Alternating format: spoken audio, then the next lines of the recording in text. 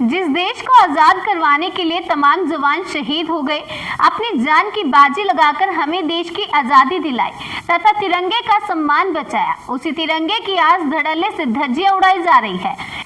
शिक्षा विभाग में बैठे मठाधीशों को तिरंगे का सम्मान नहीं रह गया।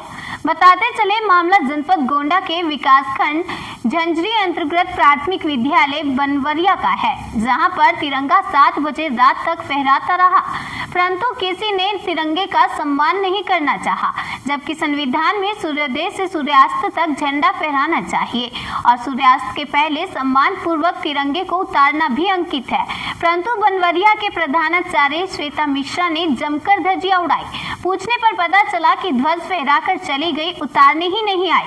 रसोइयों के द्वारा लगभग रात 7 बजे तिरंगे को उतारा गया।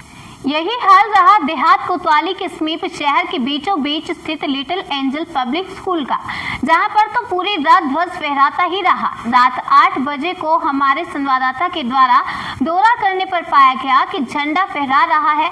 जब इस संबंध में विद्यालय प्रबंधक अनीता श्रीवास्तव से जानकारी ली गई तो उन्होंने स्वीकार किया कि हाँ, हमारे विद्यालय में पूरी रात झंडा लगा रहा। सुबह विद्यालय खुलने का टाइम पर झंडा उतारा गया है।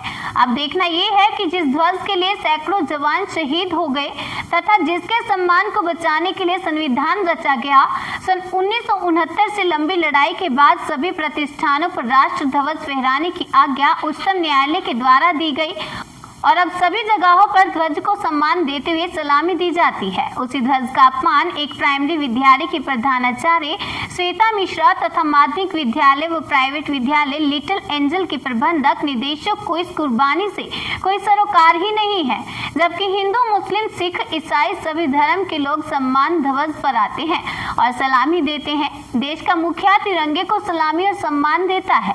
वहीं पर यह प्रतीत हो रहा है कि जनपद गोंडा के विकास खंड झंझरी के ग्राम पंचायत बनवारिया में इसका कोई सम्मान ही नहीं है। इस संबंध में जब खंड शिक्षा अधिकारी इंद्रजीत प्रजापति से दूरभाष पर संपर्क किया गया तो उन्होंने कहा, यह तो देशद्रोह का अपराध है, जांच कराकर इनके विरुद्ध कार्यवाही की जाएगी। देखना ये है कि क्या विभाग इनके खिलाफ कार्यवाही करता है या फिर विभाग भी तिरंगे का सम्मान भूल जाता है। आप प्रधानाचार्य के पद पे हैं जी। आपका नाम क्या है? श्वेता मिश्रा। मैडम, जैसे कल गणतंत्र दिवस का अवसर था, उस पर देखा गया आपका झंडा 7 बजे तक लहरा रहा था, तो झंडे का उतारने का टाइमिंग क्या है? सर, मैंने रसोइयों को बोल दिया था, मेरी गाड़ी खराब हो गई थी, देखिए, जैसे प्रधानाध्यापक आप हैं, स्कूल की गार्जियन आप हैं, लाइबिलिटी आपकी बनती है इस पर देख रेख के लिए, इस बारे में क्या कहेंगे?